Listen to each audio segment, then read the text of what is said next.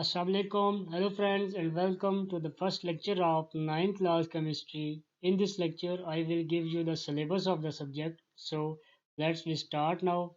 Chemistry 9. Chapter number 1 is Fundamentals of Chemistry. Chapter number 1 is Fundamentals of Chemistry.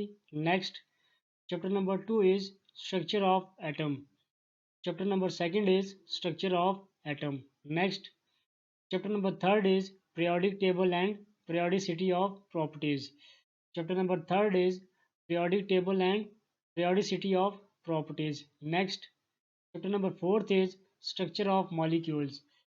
Chapter number 4 is Structure of Molecules. Next, chapter number 5 is Physical State of Matter. Chapter number 5 is Physical States of Matter. Next, chapter number 6 is Solution. Chapter number 6 is Solution. Next, chapter number 7 is Electrochemistry. Chapter number 7 is Electrochemistry.